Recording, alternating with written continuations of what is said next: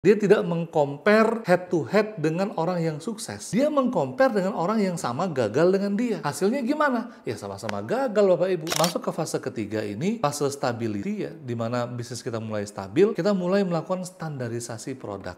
Di sini baru mulai kita bisa buka cabang ya. Kita mulai membuat integrated online system. My Coach, the great online business coaching. Bismillahirrahmanirrahim. Innalhamdalillah nahmaduhu wa nasta'inuhu wa nastaghfiruh wa na'udzubillahi min syururi anfusina wa min sayyiati a'malina may yahdihillahu fala mudhillalah wa may yudlilhu fala hadiyalah. Asyhadu an la ilaha illallah wa asyhadu anna Muhammadan abduhu wa rasuluhu la nabiyya ba'dah amma ba'du. Alhamdulillahilladzi bi ni'matihi tatimmus shalihat. Segala puji bagi Allah yang dengan nikmatnya sempurna segala kebaikan. Dan alhamdulillah pada malam hari ini kita bisa kembali mengadakan forum Tunas Bantu UMKM Naik Kelas yang kita adakan secara rutin setiap bulan, 2 kali sebulan, setiap 2 minggu sekali. Dan ini perdana setelah Lebaran nih, masih di momen Syawal, maka saya ucapkan taqabbalallahu minna wa minkum. Mohon maaf lahir dan batin, minal aidin wal faizin. Mudah-mudahan Allah menerima amal ibadah kita di Ramadan kemarin, dan di bulan Syawal ini yang penuh berkah, Allah melipat gandakan amal kita. Dan jangan lupa puasa 6 ya Bapak Ibu semuanya, supaya kita mendapatkan ampunan di tahun yang lalu dan tahun yang akan datang. Amin ya rabbal alamin. Oke, baik. Kita lanjut pembahasan malam-malam hari ini Bapak Ibu semuanya. Saya akan screen share. Oke, karena sudah jam 20.20 ya, maka kita langsung mulai aja nih Bapak Ibu semuanya yang sudah hadir ya. Baik yang hadir langsung menonton di Zoom atau nonton di YouTube via rekamannya, saya ucapkan selamat datang ya, selamat mengikuti, selamat belajar, karena pembahasan malam hari ini sangat menarik sekali Bapak Ibu semuanya ya. Menariknya di mana kita melihat bagaimana tantangan di 2025 ini cukup challenging ya, di mana baru-baru ini kita dengar ya ada rupiah yang melemah ya, sehingga harga-harga pada naik ya, dan buntutnya dengan perang dagang ya di bisnis saya sendiri, yaitu bisnis perkebunan kelapa sawit, itu harga sawit malah turun gitu ya, dengan harga dolar yang pada naik, harga sawit menurun, otomatis omset menurun, dan ini imbasnya kepada satu provinsi ya, di mana di Sumatera mayoritas itu sawit ya, sampai Medan, Riau gitu ya, Jambi dan Palembang dan Lampung, kemudian di Kalimantan, Sulawesi yang juga menopang dari sawit dan batu bara. Nah, ini karena melemahnya perekonomian maka ikut melemahkan daya beli. Waduh, ini bagaimana mungkin buat para UMKM semuanya pada yang teriak ya, aduh coach sekarang ini situasi kok susah ya, berbeda dengan tahun-tahun yang sebelumnya ya. Belum lagi ada isu PHK di mana-mana, terutama di wilayah Pulau Jawa, banyak sekali pabrik-pabrik yang tutup nih Bapak Ibu semuanya ya. Ini kita harus gimana nih coach gitu ya. Usaha udah nggak seperti dulu lagi ya. Bapak Ibu semuanya ya, banyak yang usahanya nggak seperti dulu lagi ya. Katanya nih ya, bisnis banyak yang banting-bantingan harga ya. Banyak persaingan yang bermunculan yang baru dan mereka menawarkan barang-barang yang murah. Terutama juga di marketplace Bapak Ibu semuanya. Ya, banyak produk-produk impor yang menekan produk-produk lokal gitu. Nah, terus kita harus ngapain dong ya? Saya harus melakukan apa nih coach gitu ya? Sementara karyawan udah terlanjur banyak nih, udah terlanjur nyemplung ke dunia entrepreneur, nggak bisa mundur lagi, nggak bisa nyari kerjaan lagi, nggak nyari kerjaan lebih sulit lagi ya. Ternyata jadi entrepreneur juga nggak segampang yang dipikirkan. Nah, Bapak Ibu semuanya, yang harus dipikirkan saat ini adalah sikap yang harus kita miliki, tenang ya. Kita akan bedah malam hari ini bagaimana melewati krisis. Justru kita bisa menunggangi krisis ini menjadi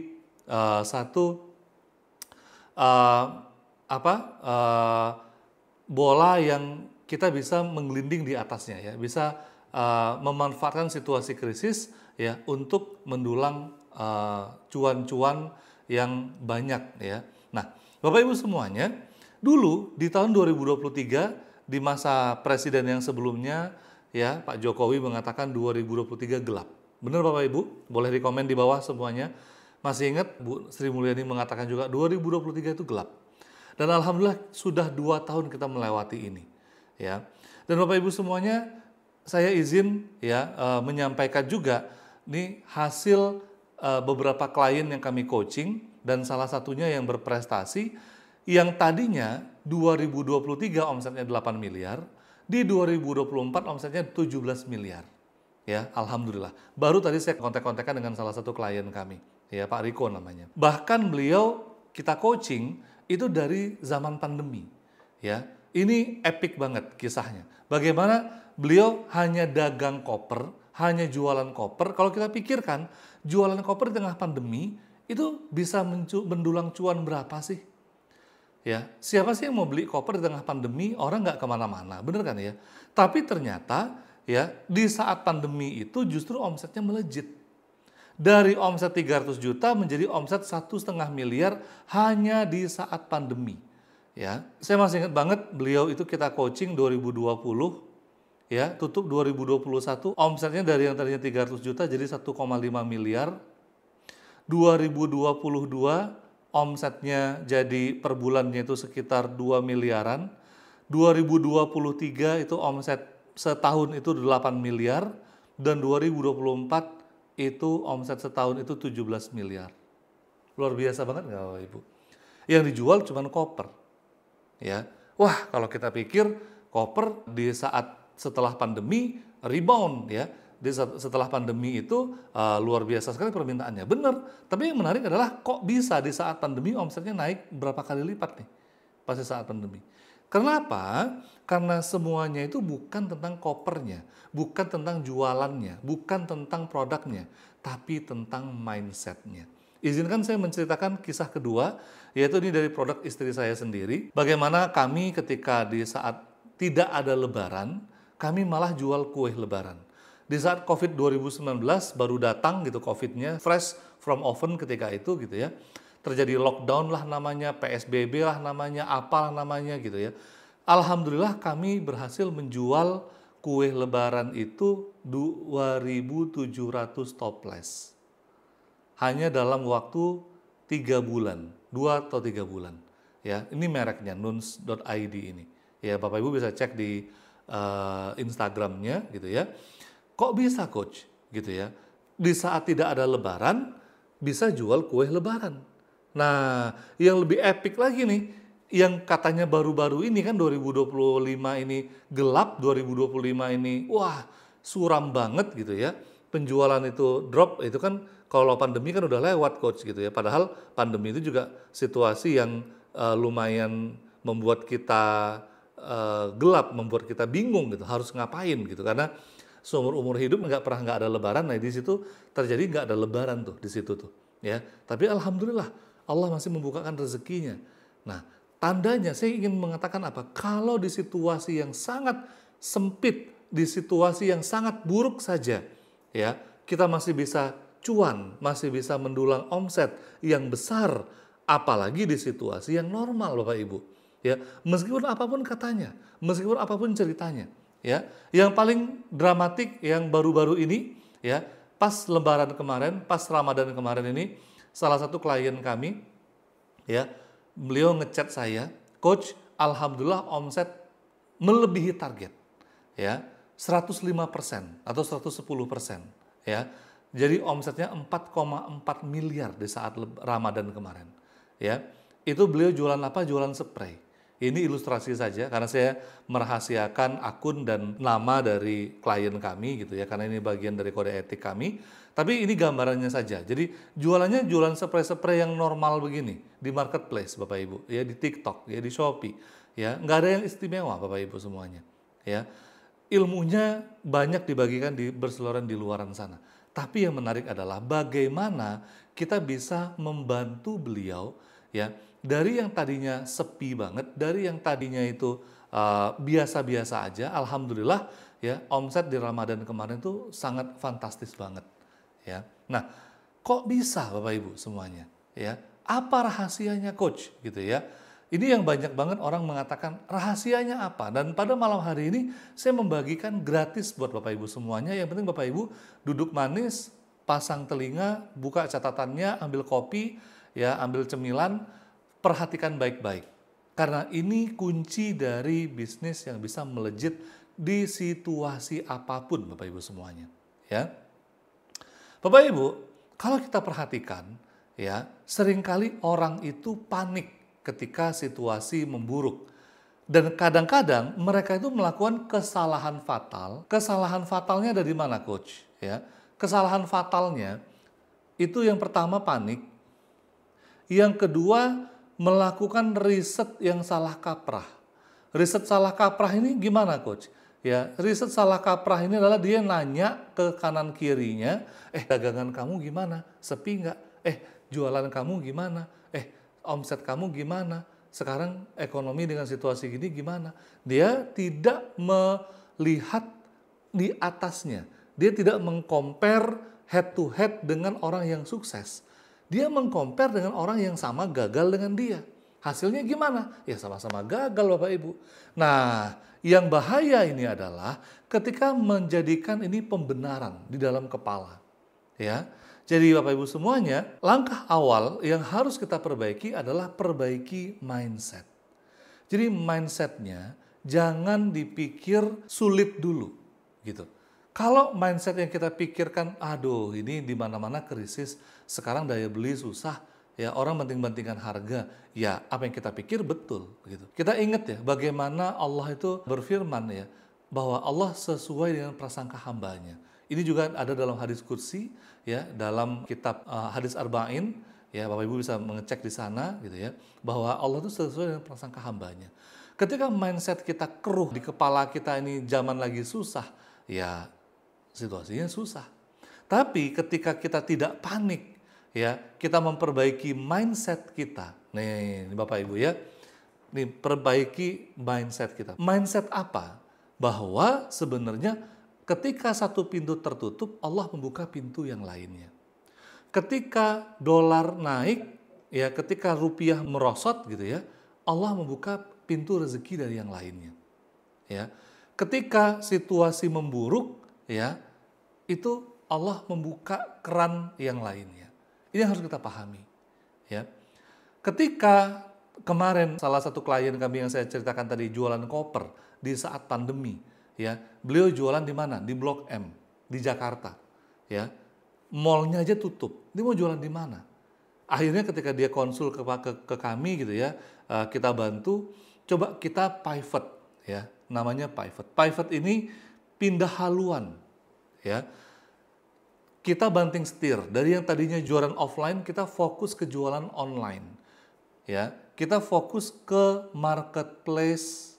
Ya, baik itu Shopee, Lazada, TikTok ketika itu belum ada gitu ya. Shopee dan Lazada aja. Karena di Tokopedia nggak main ketika itu ya. Nah, fokus di situ aja, omset naik berkali-kali lipat Bapak Ibu. Ya. Berkali-kali lipat omsetnya naik. Kenapa? Karena ketika itu yang kita lihat peluang kebutuhan orang ya saat pandemi ya itu butuh untuk perjalanan domestik. Kalau Bapak Ibu perhatikan, ya di saat pandemi itu memang banyak terjadi lockdown, tapi orang masyarakat Indonesia tidak berhenti bepergian. Ya, mereka tetap bepergian dengan wisata domestik yang ada di sekitar kota-kota kecil. Nah, sehingga ketika kita buka mindset kita pikirkan bagaimana solusinya, ya, maka yang muncul adalah sebuah sikap, ya, sikap. Sikap ini ya, ketika mindsetnya open, sikapnya menjadi open. Ketika mindset kita tertutup, kita takut, kita panik, sikap kita menjadi apatis. Sikap kita menjadi bingung harus ngapain. Ya. Nah, hasilnya apa? Actionnya. Jadi sekali lagi ketika mindset kita rezeki Allah itu justru datang dari banyak pintu, dari sumbernya dari mana-mana aja, yang nggak tahu kita. Yang jelas ketika kita bertakwa, kita minta sama Allah, Allah bukakan pintu rezeki, maka apa? Action kita akan totalitas. Kita akan terbuka pikiran kita. Membuahkan hasil Bapak Ibu. Ya, action membuahkan hasil dan hasil membuahkan prestasi. Dan prestasi yang akan menguatkan mindset. Gitu. Ya.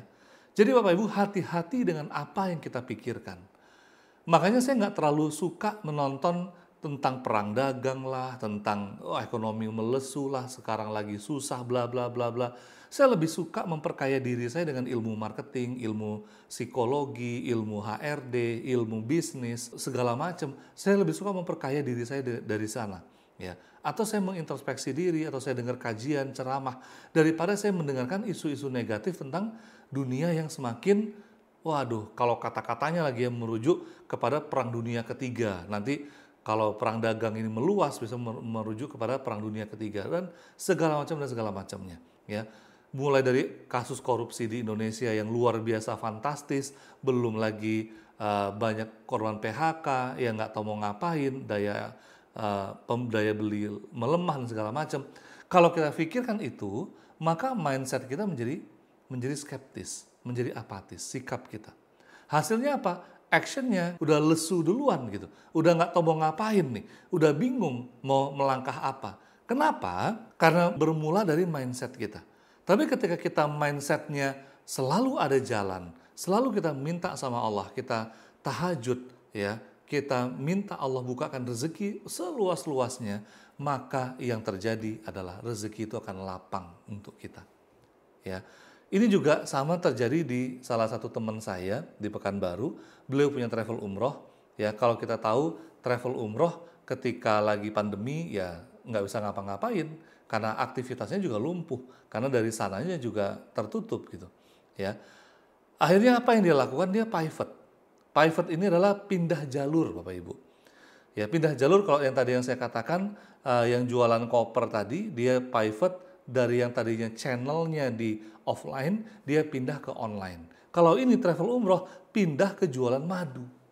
Ya, jualan madu. Cari sumbernya, kenapa kok madu? Karena orang pada ketakutan, daya imunnya turun. Ya, banyak yang ingin memperkuat imun ketika pandemi kemarin gitu ya. Akhirnya dia cari produknya madu, dia label dengan label yang bagus, ya. Dia gunakan aset yang ada di perusahaannya. Nanti kita akan bahas aset apa itu, coach, ya. Aset yang ada di perusahaan, bagaimana jualan madu bisa omset ratusan juta. Wah, kalau omset ratusan juta tentu keuntungannya puluhan juta, Bapak Ibu. Ya bisa 50 juta, 70 juta, 80 juta. Menarik banget Kak, jualan madu aja keuntungannya puluhan juta. Menarik sekali, ya. Nah, bahkan setelah pandemi selesai, travel umroh tetap jalan, madunya beliau tetap beliau jalankan dan bahkan berkembang menjadi toko sembako di Pekanbaru ini, ya, teman saya. Ya, kenapa kok bisa begitu, coach? Karena mindsetnya tadi, karena dia tidak berpasrah dengan situasi, gitu. Ya, justru ketika dia berhusnuzon kepada Allah, dia mendapatkan pahala dalam berbisnis. Kenapa? Karena dia husnuzon kepada Allah Subhanahu wa taala. Ya, dia tidak berburuk sangka. Dia tidak menyerah dengan situasi, dia tidak mencela situasi. Bapak Ibu bayangkan, ketika kita mencela situasi, kita mencela zaman, kita mencela pemerintah, apa yang kita dapat? Nggak ada. Selain pikiran kita keruh, action kita jadi malas-malasan, kita jadi bingung mau ngapain, hasilnya juga nggak ada apa-apa, rezeki makin seret, bukan nambah pahala, malah makin nambah dosa. Tapi ketika kita ridho atas semua keputusan dari Allah Subhanahu wa taala, atas situasi yang ada, ya, ketika satu pintu tertutup, kita yakin ada pintu kedua yang terbuka, ada pintu ketiga yang terbuka, ada pintu yang lain yang terbuka. Ya, sehingga kita ringan dalam melangkah, Bapak Ibu semuanya. Ya, nah ini akan kita pelajari malam hari ini. Jadi yang pertama adalah rubah mindset. Ya, jangan terpaku dengan situasi. Jangan merasa bahwa semuanya sudah berakhir. Enggak. Bahkan di situasi COVID kemarin yang kita pikir semuanya sudah berakhir, PHK massal terjadi di mana-mana, ya, situasi sangat tidak bisa diprediksi, justru banyak menimbulkan peluang-peluang baru. Ya, bahkan kami ya bisa rutin berbagi di sini semenjak pandemi, Bapak Ibu semuanya. Saya sendiri berbagi kepada para pengusaha di seluruh dunia, di seluruh Indonesia, ya bahkan klien-klien kami tersebar di seluruh dunia, itu melalui Zoom aja. Ya, ada memang beberapa yang offline yang datang langsung ke kantor kami, tapi nggak banyak. Justru kami melayani itu justru dari seluruh Indonesia.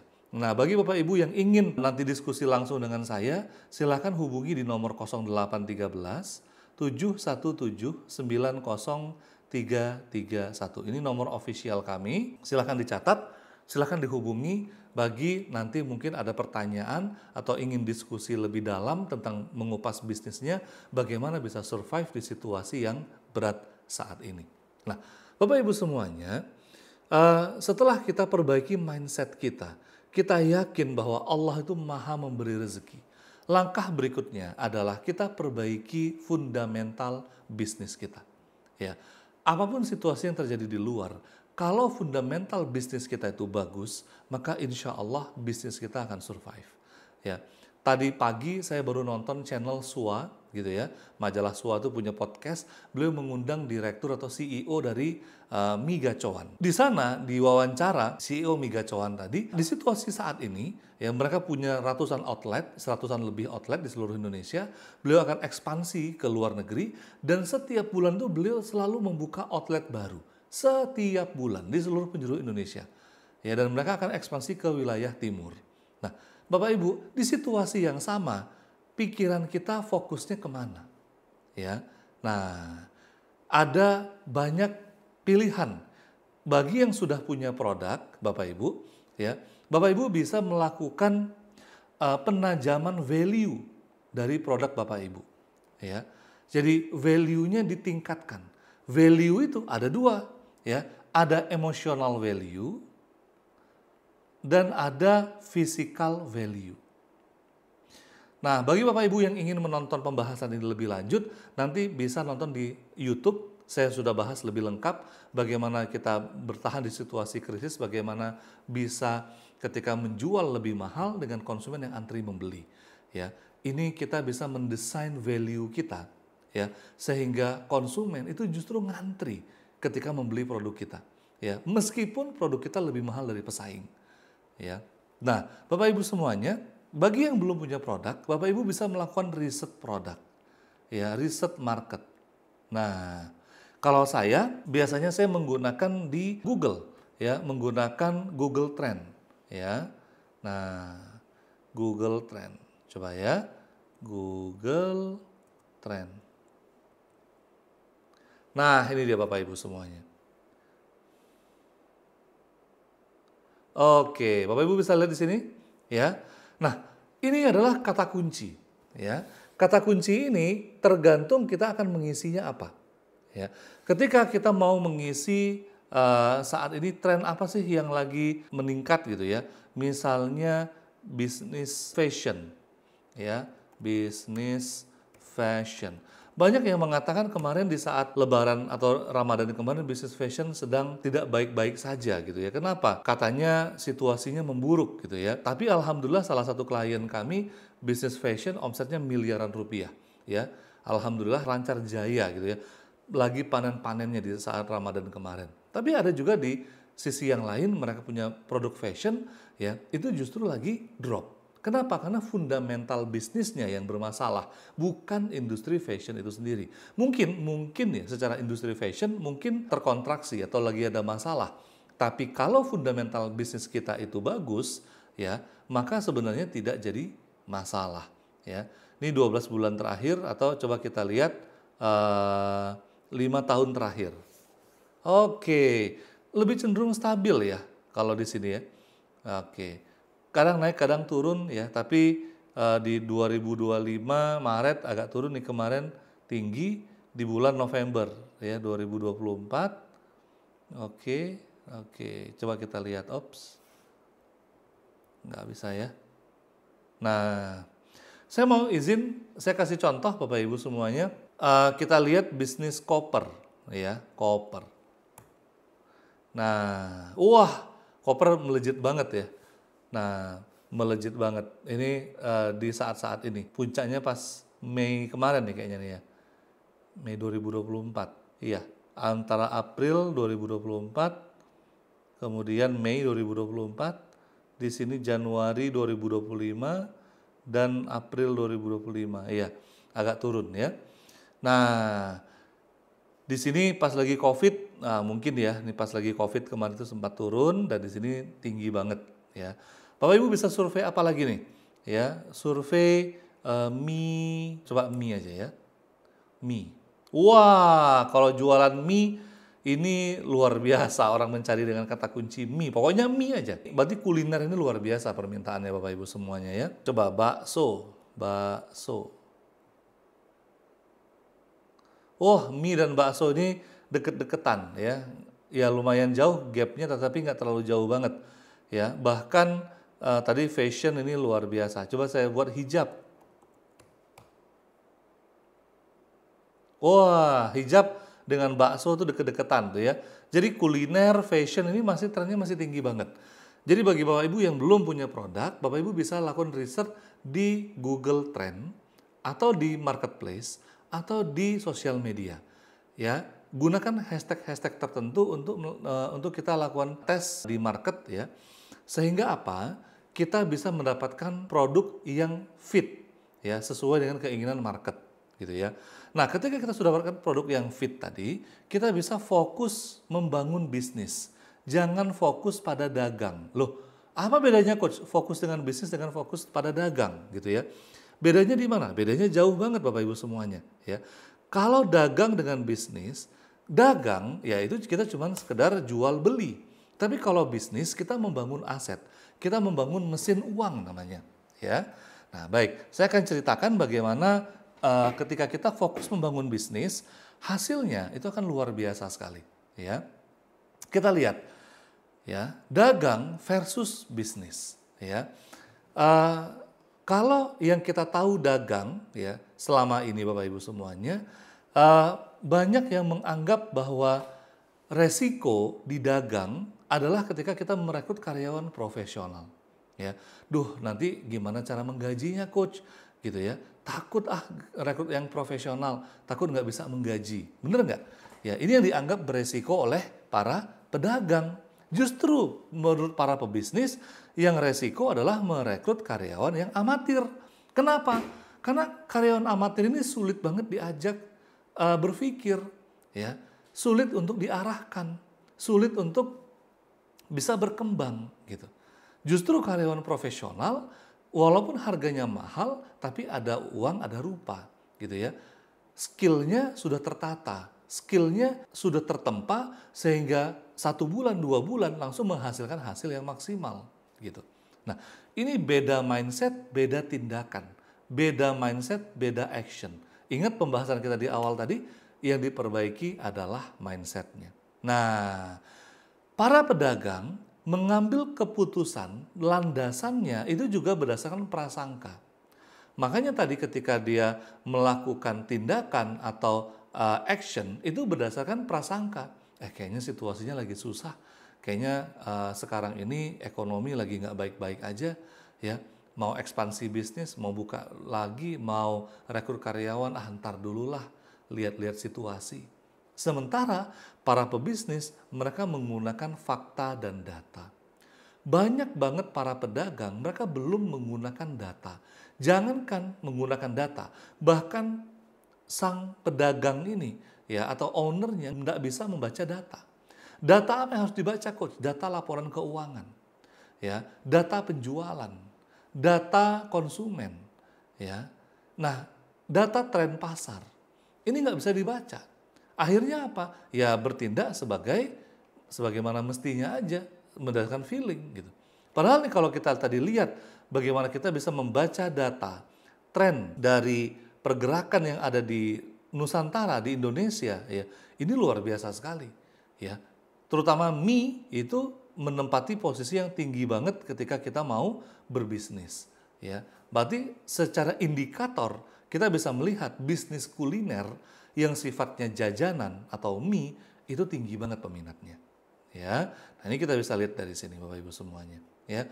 Ini kalau kita bisa lebih dalam lagi, kita bisa pertajam membaca data itu, nanti kita akan dapatkan produk apa, wilayahnya di mana, dan permintaannya sebesar apa. Itulah yang membuat mie gacoan itu berani expand, gitu ya. Nah, kemudian banyak beda mindset, ya. Itu para pedagang salah fokus, ya. Fokus para pedagang itu ya beli barang dagangannya. Makanya ketika ditanya uang cashnya nggak ada, tapi uang cash itu numpuk di barang dagang. Bener nggak Bapak Ibu? Ya, numpuk di barang dagang. Hasilnya apa? Hasilnya barang dagangnya menumpuk, uang cashnya macet, mau bayar karyawan susah, mau bayar lanjut sewa gedung susah, apalagi budget untuk iklan lebih nggak ada lagi. Ya, budget untuk pendidikan nggak ada juga. Ya, kalau budget untuk iklan, budget marketing aja nggak ada, yang terjadi apa? Yang terjadi pedagang tadi cuma duduk rapi, duduk manis di depan meja kasir, nunggu pelanggan datang. Kalau sudah begini, ya wajar, ya bisnisnya akan dihajar habis oleh kompetitor. Sementara ya para pebisnis mereka berinvestasi di iklan. Jadi iklan ini bukan lagi menjadi beban operasional, tapi menjadi investasi. Ya, kok bisa coach iklan itu jadi investasi? Nanti kita bahas. Ya, sekaligus kita akan mengupas bagaimana tadi yang saya bahas, kawan saya tadi menjadikan asetnya, ya, itu dari yang tadinya dia punya travel umrohnya tutup, mandek gitu ya di COVID-19, dia beralih, dia pivot ke madu dan madunya membludak sekali, omsetnya bisa ratusan juta, ya. Aset apa yang dia gunakan? Nah, nanti kan kita bedah. Karena aset itu ada beberapa level, ya. Nah, kemudian Bapak Ibu semuanya, pola kerjanya juga beda banget. Coba kita lihat, pola kerja pedagang, ya itu kerja untuk menghasilkan uang. Maksudnya kerja di sini gimana? Ya dia bukan kerja nyusunin barang, ya mungkin udah ada karyawannya. Tapi dia polanya di sini cuman buka buka toko, buka lapak, buka resto atau buka tempat dagangannya, nungguin pelanggan di meja kasir, dapat uang dan gitu terus siklusnya. Ya. Sementara para pebisnis mereka bekerja membangun aset.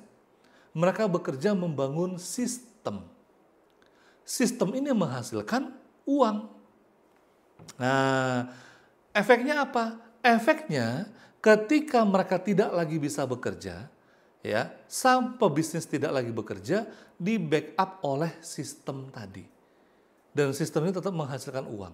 Sementara ketika pedagangnya tidak bisa lagi bekerja di sini, ya, pedagang tidak bisa bekerja, yang terjadi apa? Ya, misalnya nih, dia nggak bisa buka lagi lapaknya. Ya, mungkin dia nyuruh orang kepercayaannya, nyuruh adiknya, nyuruh karyawannya. Bisa jadi uangnya nggak datang. Kenapa? Karena ditikung oleh karyawan sendiri. Yuk, siapa yang ngalamin ini? Ya, saya tidak 10, 20, tidak 100, 200 orang saya dengar langsung di telinga saya bagaimana dia ditipu oleh karyawannya, bagaimana ditilap oleh adiknya sendiri, gitu ya. Bagaimana dagangannya hancur karena dia salah mempercayakan orang. Kenapa? Karena dia menganggap bahwa dagangannya udah autopilot. Ya, dia merasa dagangannya udah autopilot, dia tinggal santai-santai di rumah, atau mungkin dia sakit di rumah nggak bisa ngapa-ngapain, dia cukup terima laporan, dia cukup terima setoran, tapi ternyata yang nyetor ini korupsi, yang nyetor ini nilap, yang nyetor ini nggak jujur, nggak amanah. Kenapa? Karena nggak punya sistem, nggak ada sistem yang membackup gitu. Sementara ketika kita punya sistem yang membackup, uang itu tetap mengalir ke kita meski kita nggak kerja lagi. Inilah yang disebut dengan passive income, gitu ya. Jadi bukan passive income itu nggak ada kerja terus uang nanti jalan-jalan, uang datang terus gitu ya. Kita nggak kerja lagi. Kita di backup oleh sistem. Ketidakhadiran kita itu di backup oleh sistem. Selama kita tidak bisa membangun sistem itu, ya kita nggak bisa mendapatkan passive income, Bapak Ibu. Gitu.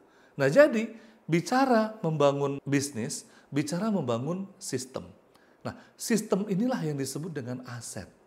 Ya, jadi kebanyakan banyak pedagang itu salah kaprah, salah paham tentang aset.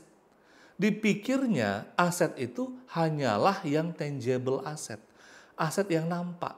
Apa aja aset yang nampak, Coach? Nanti kita akan bahas. Ya, ada juga sebenarnya intangible asset atau aset yang nggak nampak, yang sebenarnya justru ini yang membuat bisnis itu berjalan. Rodanya berputar, ya, uangnya tetap jalan dan dapat ke kita meski kita udah nggak aktif lagi di bisnis tersebut, gitu ya. Tangible asset ini apa? Property, ya, intellectual property, ya, hasil karya atau buku atau apapun, ya. Kemudian database, nah ini sebenarnya termasuk tangible asset. Seperti yang saya katakan tadi, bagaimana teman saya yang tadinya dia pivot dari bisnisnya di travel umroh, dia bisa sukses di bisnis jualan madu ketika dia memanfaatkan aset yang ada. Aset apa itu, Coach? Database konsumen. Ya, beliau sudah punya travel umroh itu sekitar 5 tahunan lebih dengan puluhan ribu database, mungkin ratusan ribu database. Ya, dia olah database itu untuk mereka kemudian beralih membeli madu dan membeli kebutuhan pokok. Akhirnya apa? Sekarang dia punya 2 bisnis, ya, yang berjalan bersamaan. Ya, kenapa? Karena beliau punya database, karena ada aset yang dibangun. Sebaliknya, banyak para pedagang jangankan database, konsumen aja dia nggak tahu mana konsumen yang loyal, mana konsumen yang balik lagi, mana konsumen yang sudah diterkam sama kompetitor yang lain, ya, sudah beralih gitu. Ya, nah di sini ya kita harus memahami bahwa kalau bisnis itu mau besar, maka kita bangun aset. Kebanyakan itu tersandera oleh properti. Dipikirnya aset itu barang dagang. Dipikirnya aset itu cuman toko atau motor, mobil, ya, inventory dan segala macamnya. Ya, padahal aset yang paling penting database itu nggak diolah. Ya, ini aset yang paling fundamental. Saya pribadi di bisnis saya itu diselamatkan berkali-kali oleh database. Ya, nah ada lagi namanya intangible asset atau aset yang tak nampak tapi bisa dirasakan, yang bisa terukur. Ya, yang pertama adalah diri sendiri. Ini menjadi aset kita. Makanya Bapak Ibu, dengan Bapak Ibu hadir di webinar malam hari ini, bagaimana kita bisa belajar ilmu yang baru, bagaimana kita bisa mengupgrade diri kita, bagaimana kita bisa mengalokasikan diri kita untuk belajar, bertumbuh, berkembang, gitu ya. Ini menjadi aset yang mahal untuk diri kita. Karena kalaupun situasi berubah, atau mungkin barang dagangan kita terbakar atau hilang atau dicuri atau kita ketipu, tapi yang tetap akan ada seterusnya adalah diri kita. Diri kita yang belajar, diri kita yang bertumbuh, diri kita yang kemudian menjadi lebih dewasa dalam bersikap dan memimpin. Ya. Kemudian aset yang berikutnya adalah karyawan. Ini yang sering diabaikan oleh banyak pebisnis. Mereka tidak menganggap karyawan sebagai aset. Mereka menganggap karyawan sebagai beban operasional. Ya, bahkan banyak karyawan-karyawan yang lama yang sudah mengikut dia dari awal tidak dikembangkan. Akhirnya karyawan yang ngerasa jenuh, gini-gini aja resign. Akhirnya jadi kompetitor atau karyawannya bekerja untuk kompetitornya yang lain gitu. Padahal kalau dia mengembangkan karyawan itu rutin, konsisten, hasilnya apa? Luar biasa Bapak Ibu. Ya, bisnisnya akan digantikan oleh karyawan-karyawan yang loyal tadi. Ya, dirinya dia akan digantikan, dirinya akan diduplikatkan oleh karyawan-karyawan profesional tadi. Berikutnya ada intangible asset adalah brand. Ya, ini juga banyak dikesampingkan oleh pengusaha-pengusaha UMKM. Ya, bahkan sering kali saya lihat ada warung sate, warung bakso, warung mie, warung apapun itu, toko baju, butik, ya, atau apapun itu, ya, bengkel, itu nggak ada brandnya. Ya, mereka tidak membangun brand, mereka cuma jualan doang. Ya, mereka tidak menganggap bahwa brand itu harus dibesarkan. Ya, bahkan nggak ngerti, dipikirnya brand itu adalah logo, padahal bukan. Ya, nah, sehingga banyak mayoritas pedagang itu fokus pada tangible asset, aset yang bisa diukur. Ya, merasa sudah memiliki aset yang besar, padahal enggak. Padahal nih kalau diukur memang asetnya ada mobil, ada rumah atau toko atau barang dagang. Tapi ketika dia nggak ada, ya aset itu nggak bisa jalan. Aset itu nggak bisa menghasilkan uang gitu. Ya, aset yang harusnya menjadi besar dirinya sendiri, dia malah terjebak dalam zona nyaman. Ya, akhirnya nggak bertumbuh, nggak berkembang. Ya, merasa bisnis sudah bisa jalan, merasa semuanya baik-baik saja, akhirnya ya nyungsep, ya akhirnya down gitu. Ketika down dia ngerasa aduh ini kayaknya udah terlambat, saya udah nggak bisa ngapa-ngapain lagi, saya udah tua, saya udah bla bla bla bla, penuh dengan alasan-alasan dan alasan. Ya, nah Bapak Ibu semuanya,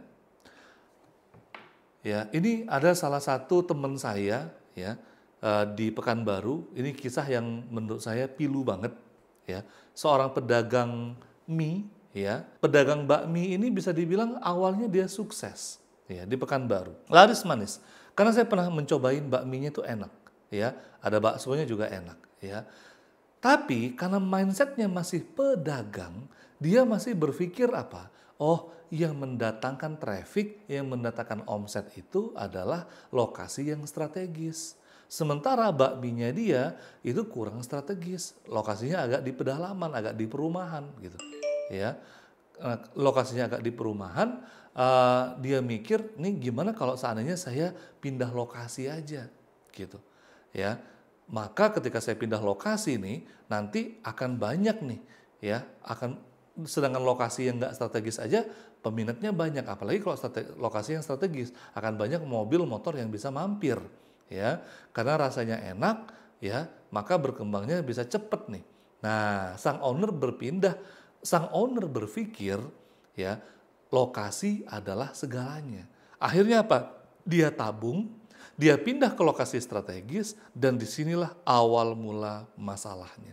Ya, dia tidak punya database. Dia tidak tahu harus menghubungi konsumen yang lama ke siapa. Dia harus menghubungi, halo kami udah pindah loh ke lokasi yang lebih strategis. Dia nggak bisa melakukan itu. Akhirnya apa? Dia ngulang dari awal lagi. Ya, dengan traffic yang seadanya, dengan beban sewa yang lebih besar, ya, dengan traffic yang jauh menurun, karena mungkin dipikirnya di situ lalu lintasnya lebih padat, tapi kompetisinya juga lebih sengit. Ini yang tidak diukur, ya. Kenapa? Karena dia tidak memahami bagaimana bisnis itu bertumbuh, bagaimana 5 fase dalam membangun bisnis, ya. Saya sangat menyayangkan sekali, kenapa? Karena ketika saya berdiskusi dengan dia, brainstorming dengan dia, ya udah terlanjur, ya. Ketika saya brainstorming dengan dia, bisnisnya sudah terlanjur habis-habisan untuk renov di tempat yang baru. Ketika sudah pindah, ya tidak semanis yang dibayangkan, ya tidak seperti yang diharapkan, omsetnya anjlok gitu ya, dan nggak tahu harus mau ngapain lagi, ya. Nah, padahal ketika kita tahu bagaimana cara membangun bisnis, kita bisa membangun bisnis itu dengan 5 fase, ya. Yang mana 5 fase ini, ya, ketika kita lompati, ketika kita jalani satu persatu dengan baik, insya Allah kita akan sampai kepada fase omset miliaran. Yang alhamdulillah kami sudah melakukannya dan kami sudah membina ratusan UMKM yang kami bina sehingga mereka punya omset miliaran. Alhamdulillah dengan izin Allah. Ya, omset yang pertama, fase pertama ini disebut dengan fase omset. Ini disebut juga dengan fase survival. Fase survive ini adalah fase yang sangat kritis, di mana di sini kita memulai bahasanya itu yang penting. Yang penting omsetnya ada dulu, gitu. Jadi kalau kita kembali ke kasus bakmi tadi gitu ya, harusnya yang dia lakukan itu adalah membangun aset, membangun sistem yaitu database. Ini yang harus dia bangun terlebih dahulu. Dia buat pelanggan itu loyal, sehingga ketika pelanggan ini loyal, dia bukan pindah tempat, tapi dia buka cabang. Kenapa? Karena dia sudah menguasai database, dia sudah menguasai konsumennya dan masuk ke fase kedua yaitu fase margin. Di mana fase margin ya di sini sudah ada produk yang fit. Karena di awal fase omset bisa jadi produk kita belum fit. Maksudnya produk itu belum fit gimana? Produk itu belum mendapatkan hati di konsumen kita, ya. Mungkin masih bisa kita gonta-ganti. Hari ini kita jualan bakso, besok kita jualan mie pedas, besok lagi kita ganti lagi jualan sate. Ya kita lakukan riset dulu. Ya, riset. Mungkin hari ini kita jualan fashion ya, besok lagi jualan sepatu, besok lagi jualan apa. Kita riset dulu. Ya, mana yang fix. Seperti mie gacoan yang saya ceritakan tadi di awal, dia nggak langsung jadi mie gacoan. Dia melakukan riset dulu. Bahkan dia membangun brand ya. Yang sekarang brandnya entah masih ada, entah enggak gitu ya. Sebelum mie gacoan, dia bangun brand terlebih dahulu, bangun merek yang lain dulu, ya. Dia lihat ada nampak bagus nih ya. Terus dia beralih, dia mulai membangun merek namanya mie gacoan dan mulai membangun konsep model bisnis seperti yang kita lihat saat ini, gitu ya. Nah, ketika sudah dapat margin, sudah dapat produk market fit, maka kita bangun sales system, ya, sistem penjualan. Sistem penjualan ini, maka kita butuh tim yang solid, yang kompeten untuk bisa menggarap database tadi, ya, untuk kita melakukan aktivitas yang namanya CRM, ya, Customer Relationship Management. Kita memanage konsumen kita. Nggak cuman sekedar punya database nomor WA, alamat, ya, nomor WA, alamat, dan nama, nggak cuman ini. Tapi kita bisa menambang database lebih dalam lagi. Hobinya mereka apa, interestnya mereka apa, behaviornya mereka apa. Untuk kita bisa bekerja sama dengan brand-brand lain, ya, dalam menyuguhkan layanan yang lebih maksimal, gitu, ya. Saya punya salah satu contoh klien, beliau itu bisnisnya hijab di Makassar sana. Karena beliau tahu konsumen mereka itu suka nongkrong di kafe, maka beliau bekerja sama dengan kafe. Ya, beliau membuat paket diskon. Ya, ketika beli hijab di sini, mereka akan dapat secangkir kopi gratis di kafe itu. Ya, dan mereka sama-sama saling tukaran database, Bapak Ibu. Ya, sehingga kafe temannya tadi naik dan bisnis fashionnya mereka juga naik. Kenapa? Karena beliau memahami perilaku konsumennya dengan sangat baik. Nah, setelah itu baru kita sistemasi, ya, sistemasi. Ya, karena masuk ke fase ketiga ini, fase stability, ya, di mana bisnis kita mulai stabil, kita mulai melakukan standarisasi produk. Di sini baru mulai kita bisa buka cabang, ya. Kita mulai membuat integrated online system, ya. Nah, setelah kita mungkin punya beberapa cabang, mungkin punya 4 cabang, 5 cabang, ya, kita mulai mendelegasikan, ya. Aset kita berikutnya yaitu namanya leadership. Kita mulai mempekerjakan manajer atau direktur, ya, di mana kita sebagai owner sudah mulai digantikan oleh direktur, ya. Kita nggak mesti harus ngantor setiap hari lagi.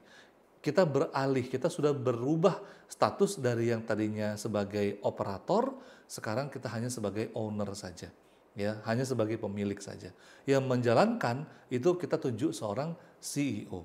Dan kemudian hasilnya ekspansi bisnis, kita bisa menjalankan mesin uang baru, ya, kita bisa ekspansi bisnis yang baru, ya, bisnis yang mungkin kita apakah mempertajam bisnis kita atau kita diversifikasi bisnis, ya. Nah, banyak pengusaha-pengusaha dia masih di fase omset, dilihatnya tetangganya bisnis kuliner, dia juga buat bisnis kuliner. Dia lihat tetangganya bisnis sawit, ya, dia buka juga sawit. Padahal dia nggak punya latar belakang, nggak punya kompetensi di sana, ya, hanya FOMO saja. Ini yang bahaya banget, Bapak Ibu. Kita bisa kehilangan segalanya ketika kita nggak ngerti apa yang kita lakukan, gitu ya. Nah, pertanyaannya adalah Anda ada di mana? Bisnis Anda ada di mana fasenya? Nah, yuk, boleh komen dan boleh silakan ajukan pertanyaan bagi yang ingin bertanya. Di sini udah banyak, ya, yang mengajukan pertanyaan. Nanti kita akan bahas di sesi tanya jawab, Bapak Ibu, ya. Oke, ini ada banyak banget yang bertanya. Baik, Bapak Ibu, sebelum saya akhiri ini ada pengumuman sedikit, Bapak Ibu. Ya, bagi Bapak Ibu yang ingin tertarik untuk umroh, ya, untuk memperbanyak rezeki, untuk menghilangkan kemiskinan, untuk membersihkan kemiskinan, untuk menghapus dosa-dosa, maka umroh adalah solusinya. Ya, bagaimana kita dengar dari hadis riwayat Tirmizi, perbanyaklah haji dan umroh karena keduanya menghilangkan kemiskinan dan dosa sebagaimana alat peniup api menghilangkan karat pada besi, emas, dan perak. Ya, jadi di besi itu kan ada karatnya, gitu ya. Emas itu ada karatnya. Nah, bagaimana menghilangkan karatnya dengan umroh, ya. Dan yuk kita umroh, ya, karena kita akan punya program umroh bareng sama saya. Jadi umroh ini spesial, umroh juragan, ya. Bagaimana bisa hijrah dari pedagang ke pebisnis, bagaimana membangun bisnis yang sustainable, ya, berkah dan autopilot bersama saya, ya. Dan nantinya kita bareng-bareng, ya, satu kuotanya ada 2 grup, insya Allah ada 100-an orang, ya, yang akan ikut. Sesinya ada di akhir tahun nanti di Desember. Nah, ini momennya enak banget, Bapak Ibu, ya. Desember 2025 akan ganti tahun 2026. Wah, ini seru banget nih, ya. Jadi sesi umroh ini sesi yang menyenangkan banget ya. Karena beda dari yang lain, justru di sini nantinya kita Bapak Ibu akan mendapatkan wejangan-wejangan dari saya bagaimana membangun bisnis yang berkah, autopilot dan berkelanjutan, yang bisa diwariskan gitu ya. Mungkin itu dari saya Bapak Ibu semuanya. Alhamdulillah ini sudah rame yang bertanya juga ya. Ada siapa aja nih Coach Ari? Kita bacakan satu-satu. Ya ini Bapak Ibu masih pada malu-malu Coach. Belum ada yang ini. Mungkin kalau ada yang berkenan langsung nyalakan audio boleh ya Coach? Iya, siap. Silahkan. Ini saya baca kolom komentarnya dulu ya dari Pak Zaki, Cirebon, bisnis produk makanan, opak dan keribab kita. Oke, keripik kebab ya, Masya Allah. Selamat bergabung Pak Zaki. Pak Zaki Eka Sanjaya, Masya Allah. Kemudian ada Pak Muhammad Fikri, Syafikri ya, Pak Muhammad Syafikri di Pontianak, bisnis F&B, pedagang setiap hari, kebab full wagyu, dan bisnis dropship. Wah, luar biasa ini. Ya, luar biasa. Ya, silakan Pak Syafiq, jika ada yang bertanyakan. Ada Pak Budianto. Wah, Masya Allah. Halo Pak Budi. Assalamualaikum. Halo, waalaikumsalam warahmatullahi wabarakatuh. Masya Allah. Waduh, sehat Pak Budi? Alhamdulillah sehat, Coach. Alhamdulillah. Taqabbalallah minna wa minkum. Mohon maaf lahir batin Pak Budi. Masya Allah. Gimana bisnisnya Pak? Alhamdulillah kemarin lancar banget, Coach. Alhamdulillah. Bisnis apa nih sekarang Pak Budi? Masih sembako, Coach. Oh iya. Wah, Lebaran kemarin panen nih ya? Alhamdulillah. Alhamdulillah, Masya Allah. Iya. Udah ada buka toko lagi, buka cabang lagi Pak Budi? Untuk sementara belum, Coach. Berarti mengoptimalkan yang ada dulu ya? Iya, betul. Masya Allah. Tertarik untuk umroh juga bareng kita nih Pak Budi? Tertarik tapi belum ada anggarannya. Ditabung dari sekarang Pak Budi? Siap. Iya. Insya Allah bareng istri ya. Wah, seru banget nanti insya Allah. Oke, ada yang mau tanyakan kira-kira Pak Budi? Apa yang bisa saya bantu nih? Apa ya? Untuk sementara belum, Coach. Oke, sip. Kalau gitu nanti menyimak dulu ya Pak Budi ya. Ya, siap. Oke, sip. Salam buat istri Pak Budi ya. Nah ini ada dari Pak Jenny. Coach, bagaimana manajemen usaha biar usaha cabang terkendali? Ini Bu Jenny atau Pak Jenny nih? Atau Pak Jenny yang sembako ya kayaknya ya? Oh iya ya Pak Jenny yang sembako nih kayaknya nih. Halo, Assalamualaikum Pak Jenny. Selamat malam, Coach. Selamat malam. Wah, luar biasa nih. Luar biasa. Semangat banget nih ikut tunas ya. Iya, gimana Pak Jenny? Apa yang bisa saya bantu nih? Ini, Coach, mengenai karyawan yang biar bisa menjalankan job desk dengan baik, Iya. kemudian terkendali itunya sistemnya gitu, Coach. Oke. Sebelumnya Pak Jenny sudah membuat job desk untuk karyawan-karyawannya? Biasa kerja ya sesuai perintah gitu aja, Coach.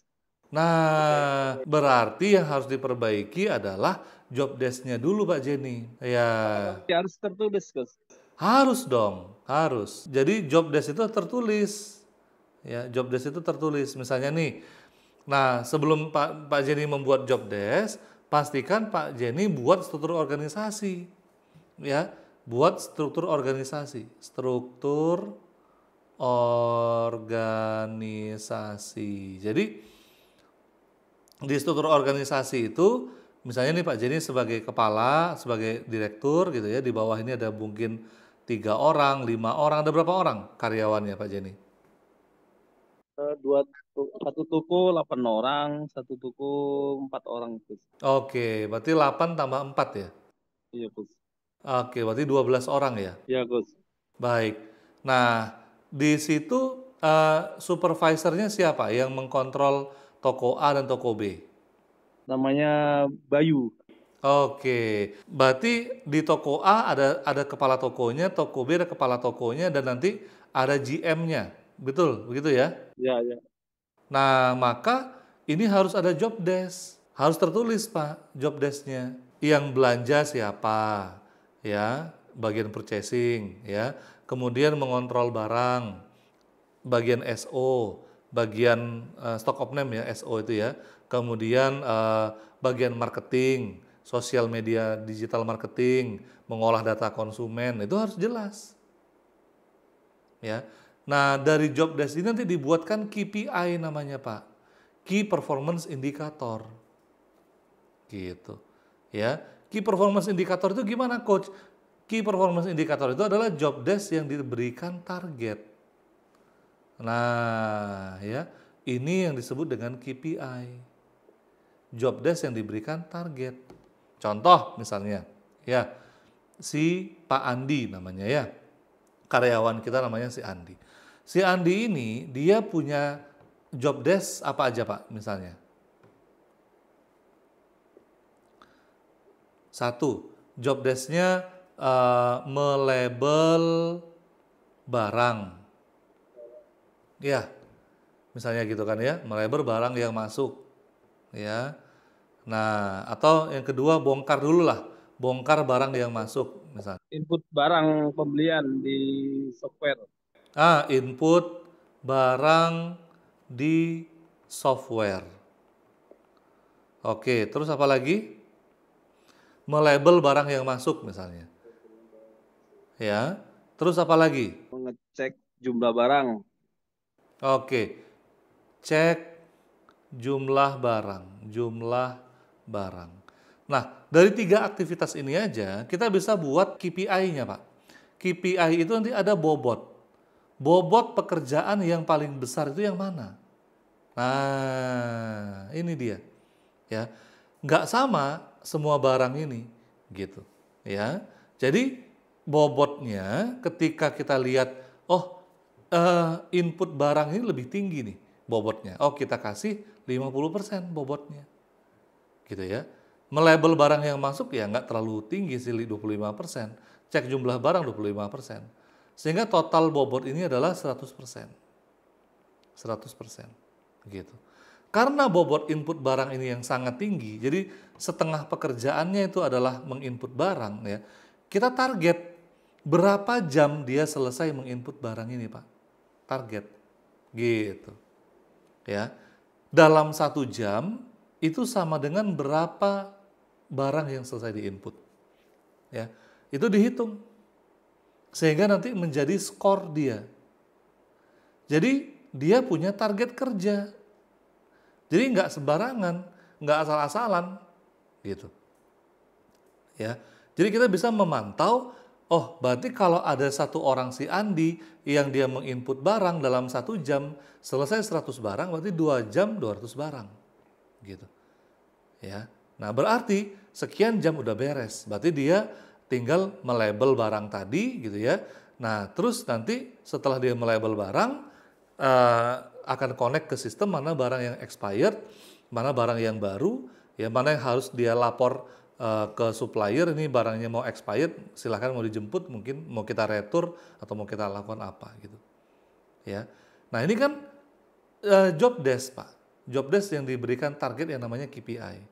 Maka dari itu nanti kita butuh yang namanya workflow atau alur kerja. Ya, nah saya kasih contoh alur kerja, ya. Jadi sebenarnya kalau Bapak punya supermarket gitu ya, itu udah banyak banget template-template workflow atau alur kerja yang itu bisa kita dapatkan ya, bisa kita beli gitu ya. SOP itu banyak banget ya yang bisa kita sesuaikan ya. Nah, contoh ini workflow ya. Ini salah satu punya klien kami gitu ya. Bisnisnya yang tadi itu spray yang saya bilang omsetnya 4,4 miliar sebulan itu. Nah, ini dia punya alur kerja ya. Nah, alur kerja di sini kalau kita lihat ya, ada orang-orangnya distributor kain, perencanaan produksi, SPV cutting dan asisten, keuangan dan bagian cutting gitu ya. Nah, ini prosedur penerimaan barang ya, ada dokumennya, barang dicek oleh bagian produksi, barang diterima Ya, dicek motif, kuantitinya, peralatannya, kemudian di-input barangnya, kemudian di-share data ke bagian produksi input nih ya. Nah, coba lihat arah panahnya ini tadi ya. Di-input barang di stoknya dan kemudian ada proses keuangan di sini. Ya, dibayarkan ke supplier tadi gitu ya. Nah, jadi ini namanya workflow Pak, alur kerja gitu. Ya, nah masing-masing bisnis itu punya workflow yang berbeda-beda atau alur kerja yang berbeda-beda. Makanya didesain khusus workflow-nya sesuai dengan bidang bisnisnya kita. Gitu. Nah makanya di sesi coaching itu kita bedah lebih dalam ya workflow atau alur kerja dari bisnis yang kita bimbing itu gitu ya, sehingga dapat gambaran utuhnya. Jadi kalau bahasa sederhananya gitu ya, bisnisnya Pak Jenny itu dari ujung ke ujung, mulai dari barang datang, beli barang, barang datang, sampai barang keluar, nah itu jelas alurnya gitu, jelas alurnya. Nah, siapa yang mengerjakan ya, PIC-nya, person in charge, siapa yang mengerjakan, waktunya berapa lama, hasilnya seperti apa ya, dan prosesnya bagaimana. Nah, inilah yang disebut nanti namanya SOP Pak Jenny. Ya. Sampai di sini gimana Pak Jenny? Ya. Nggak mau workshop khusus sebetulnya. Cuma terlalu jauh. Ya bisa lewat Zoom sebenarnya Pak Jenny. Baik. Terus memahami ini gimana, Gus? Boleh ini ya, Gus ya, diskusi. Memahami yang namanya kita menjalankan sistem SOP itu kan prosesnya itu sepertinya semakin panjang, sehingga kan juga perlu waktu dan kadang-kadang perlu juga SDM yang lebih, sehingga bagaimana kita memahaminya itu kan termasuk biaya-biaya, Gus. Betul, betul Pak. Sorry Pak Jenny, di lokasinya di mana Pak Jenny? Di desa, Gus. Oh desa apa ya Pak Jenny ya? Desa Lotadur. Oke, berarti nyari karyawan itu juga agak susah ya? Iya. Nah pertanyaan Pak Jenny tadi apa? Maaf, mencari karyawan. Begini kan, bagaimana kita memahami yang kalau tambah karyawan kan tambah biaya. Oh iya. Nah di kasusnya Pak Jenny nggak mesti harus nambah karyawan. Pak Jenny hanya harus memperjelas job desk masing-masing karyawan sehingga karyawan ini tidak sempat nganggur Pak. Contoh nih, ketika lagi nggak ada konsumen, karyawan Bapak ngapain? Nganggur, Gus. Nah, kan nambah karyawan lagi, nambah beban operasional lagi, bener nggak? Padahal ketika tidak ada konsumen, mereka bisa nggak menghubungi konsumen melalui WA atau Instagram? Mereka bisa buat konten nggak? Harusnya bisa, Pak. Ketika konsumen nggak ada, harusnya kan mereka bisa cross-check barang, input barang, bener nggak? Nah, jadi sekarang ini bukan bagaimana cara nambah karyawan, tapi bagaimana mengefisienkan tim yang ada, Pak Jenny. Berarti masalahnya adalah bagaimana menanamkan jiwa ownership atau jiwa rasa memiliki itu, Gus ya. Betul. Jadi bagaimana cara menanamkan rasa memiliki tadi? Pak Jenny bisa ngajak mereka diskusi. Pak Jenny bisa ngajak mereka ngobrol, gitu ya. Ini mereka apa sih yang mereka harapkan dari bisnis kita, gitu. Kalau seandainya mereka ingin berkembang, ya, mereka ingin belajar apa dari kita. Nah, dan kita juga fair. Nih kita mau ngasih ilmu nih ke mereka. Mereka mau nggak untuk berkembang? Mereka mau nggak naik level? Atau mereka cuma sekedar pengen begitu-begitu aja? Saya yakin orang yang bagus itu tidak ingin begitu-begitu aja, Pak Jenny. Mereka ingin terus berkembang. Mereka ingin maju. Ya, mungkin begitu jawaban dari saya, Pak Jenny. Kita pindah ke penanya yang berikutnya lagi ya. Oke, terima kasih, Gus. Sama-sama. Mari Pak Jenny, sukses selalu ya. Baik, ini ada Pak Abdul. Coach, bagaimana cara merekrut karyawan teknisi listrik agar setelah kita training tidak kabur buka usaha sendiri? Ya, yang pertama ketika kita Pak Abdul mau merekrut karyawan tadi, ya Pak Abdul pastikan ya, ketika merekrut tadi sudah punya project ya, sudah punya job desk yang akan dia kerjakan gitu ya. Halo Pak Abdul. Jadi Pak Abdul nggak cuma sekedar merekrut terus nanti nungguin project baru datang gitu ya. Namanya orang kalau cuma duduk-duduk, cuma dia sekedar direkrut ya nungguin project ya merekanya bosen dan merekanya juga akan nyari inisiatif, nyari kerjaan yang lain, nyari sampingan gitu. Tapi ketika kerjaan dari kita jelas ya, kita punya sistem dan kemudian mereka itu ketika kita rekrut ya, kita punya standarisasi dan tidak dari nol gitu ya, tidak kita ajarin dari nol, mereka sudah punya background. Ini kan sama seperti tukang servis AC ya. Kita punya klien Pak Juli namanya, beliau itu teknisi AC yang kemudian bisnisnya berkembang ya, jadi punya perusahaan jasa servis AC, bahkan sekarang punya travel umroh gitu ya. Bagaimana jasa servis AC-nya berkembang gitu ya? Sama dia rekrut teknisi AC dan teknisi AC ini juga rentan untuk dibajak orang kalau nggak buka usaha sendiri gitu kan. Ketika mereka udah pinter, mereka buka usaha sendiri. Nah, apa yang dilakukan? Beliau fokus mencari job, mencari project. Ya, sehingga teknisi AC ini terus disibukkan dengan job, dengan pekerjaan, nggak sempat nganggur. Dan mereka nggak ngerti cara nyari job. Yang mereka ngerti cuman kerja. Ya, nah kita ngomong baik-baik ke mereka. Kalau mereka keluar, mereka cari kerjaan sendiri, mereka cari project sendiri, tantangannya ini loh, tantangannya sulit loh. Kita aja untuk mencari job itu butuh tim namanya divisi marketing. Sementara ada divisi marketing, ada divisi jasa. Jasa yang mengerjakan teknisi AC, gitu kan ya, atau teknisi listrik ini, gitu kan. Nah, sehingga apa? Sehingga tim yang tadi dia tidak merasa besar kepala, ya, tidak merasa terbergantung sama dia, gitu.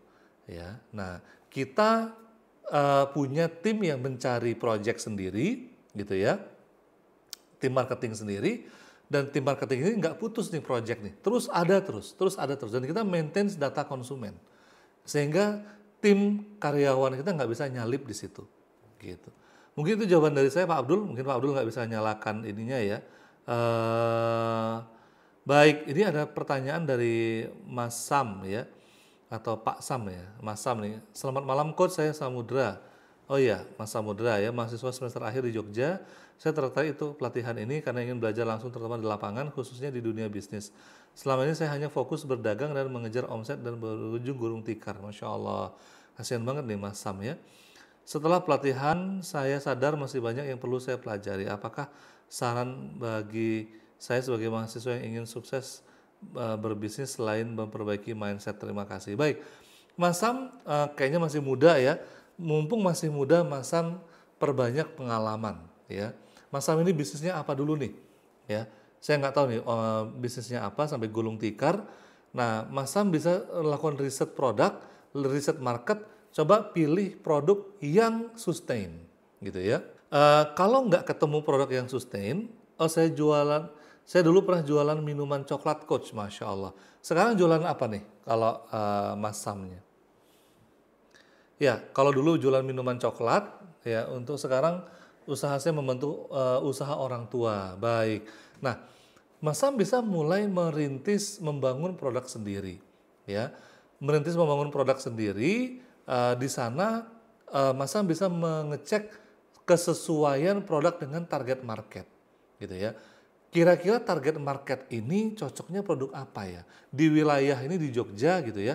Saya tahu di Jogja itu banyak banget kuliner yang enak-enak dan mahasiswanya itu kreatif-kreatif gitu ya. Dan karena saya dulu kuliah di Jogja di UGM di pertanian ya. Jadi saya cukup lama di Jogja dan sangat nyaman di sana ya, banyak banget kuliner yang wah enak-enak banget ya.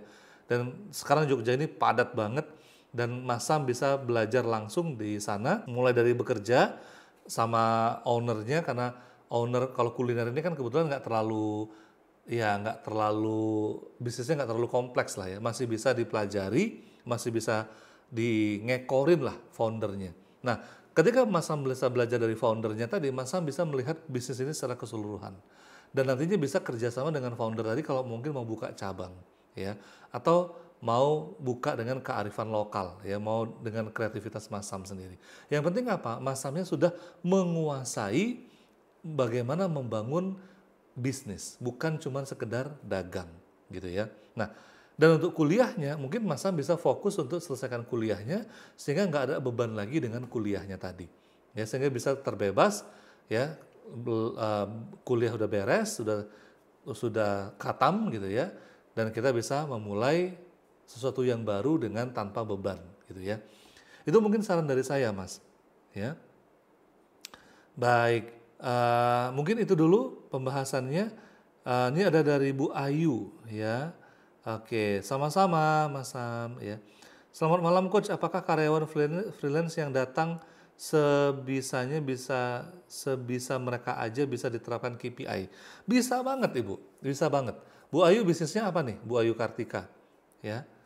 Nah, mungkin karena waktunya juga kita sudah mepet, Bu Ayu Kartika nanti coba kita diskusi via ini ya, via WA saja dari nomor official kami di 0813 717 90331 ya. Nah, karena waktunya sudah terbatas, sudah jam 9:30 nih ya. Dan ya ini sudah Coach Ari sudah kasih nomornya. Nah, Bu Ayu bisa save dan bisa hubungi di nomor itu. Nanti kita bisa diskusi lebih lanjut.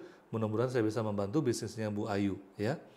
Baik Bapak Ibu semuanya, sampai juga di penghujung acara. Alhamdulillah ini banyak yang hadir dan mudah-mudahan bisa barokah acara ini, bisa memberikan banyak inspirasi dan juga bisa mendatangkan aksi yang nyata bagi para UMKM sehingga bisa naik kelas. Nah, sekian dari saya, kita tutup dengan doa kafaratul majelis. Subhanakallahumma wa bihamdika, asyhadu an la ilaha illa anta, astaghfiruka wa atubu ilaik. Assalamualaikum warahmatullahi wabarakatuh.